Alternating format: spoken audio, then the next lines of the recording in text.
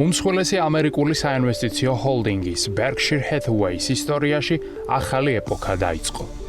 ბოლო 10 წლეულების განმავლობაში პირველად ინვესტორებთან შეხვედრას ლეგენდარული უორენ ბაფეტი არ უძღვებოდა, რადგან მისი პოზიცია და 1 ტრილიონიანი კომპანიის მართვის სადავეები გრეგ აბელმა ოფიციალურად გადაიბარა.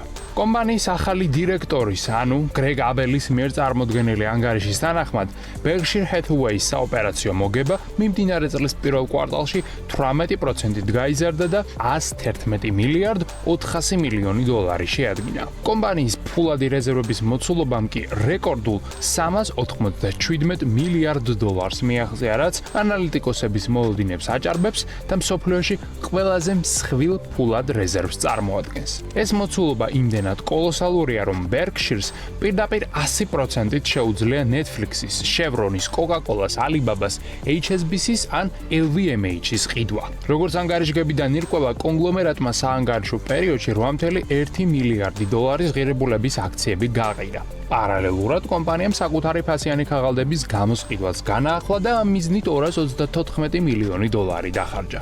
დაზღვევის მიმართულებით კომპანიის მოგება 29%-ით გაიზარდა და 1.7 მილიარდი დოლარი შეადგინა. მნიშვნელოვანი ითქვას, რომ Geico-s ქვედანაყოფის მაჩვენებლები 35%-ით გაუარეს და რაც გაზრდილმა საოპერაციო ხარჯებმა განაპირობა. რაც შეეხება სარკინიგზო ბიზნესს, BNSF-ის წმინდა მოგება 13%-ით გაიზარდა და 1.4 მილიარდი დოლარი შეადგინა. აბელმა აღნიშნა, რომ სარკინიგზო სექტორში ეფექტიანობის გაზრდის პოტენციალი ისევ არსებობს. ომაჰაში გამართულ აქციონერთა ყოველწლიურ შეხვედრაზე გრეგ აბელმა ხელოვნური ინტელექტის როლზეც ისაუბრა. მისი თქმით, ამ ტექნოლოგიას კომპანია მხოლოდ და მხოლოდ ღირებულების შესაქმნელად გამოიყენებს.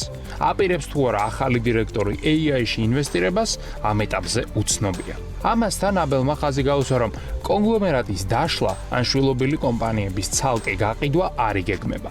იგი მიიჩნევს, რომ Berkshire-ის სტრუქტურა ბიუროკრატიისგან თავისუფალია და კაპიტალის ეფექტურ მართვას უზრუნველყოფს. მისი შეფასებით, უორენ ბაფეტის მიერ აშენებული კონგლომერატი იმ ფორმით უნდა შენარჩუნდეს, რა ფორმითაც ახლა არის.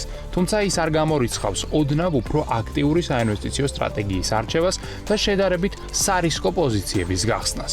აქვე იმასაც გეტყვით, რომ აბელის კარიერა Berkshire-ის გუნდში 1990-იან წლებში დაიწყო, როდესაც ის ენერგეტიკულ კომპანია Cal Energy-ში მუშაობდა. ეს კომპანია მოგვიანებით ბაფეტის ჰოლდინგის მფლობელობაში გადავიდა. 2018 წელს კი აბელი დაინიშნა ვიცე-თავმჯდომარედ არასადაზღვევო ოპერაციების მიმართულებით, რამაც მას ფართო ზედამხედველობის საშუალება მისცა Berkshire-ის მრავალფეროვან ბიზნეს პორტფელზე, რკინიგზიდან დაწყებული, სამრეწველო, საცალო-ვაჭრობისა და საწარმოო კომპანიების მართვით დამთავრებული. ბაფეტმა აბელი თავის შემცვლელად და მემკვიდრედ ჯერ კიდევ 2021 წელს დაასახელა და აღნიშნა, რომ გრეგი ფლობს კაპიტალის განაწილების ისეთივე უნარს, როგორცაც ბაფეტი და თან მას ძალიან კარგად ესმის Berkshire-ის ფილოსოფია. საინვესტიციო სამყაროში აბელი ცნობილია როგორც დეტალებზე ორიენტირებული ინტროვერტი მენეჯერი, რომელიც ნამდვილად განსხვავებულია ბაფეტის შოუმენობისგან და ქარიზმისგან.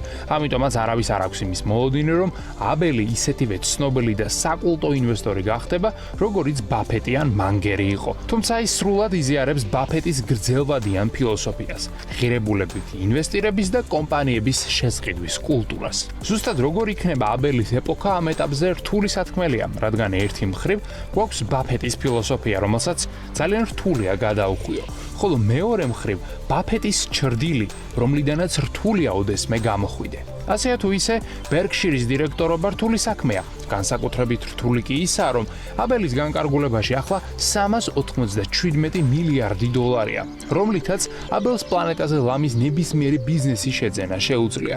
მის ამ საპასუხისმგებლო გადაწყვეტილებას კი ყველა ელოდება და თან უწყვეტად ისმის შეკითხვა. შეძლებს თუ არა აბელი ბაფეტის ღირსეულად ჩანაცვლებას.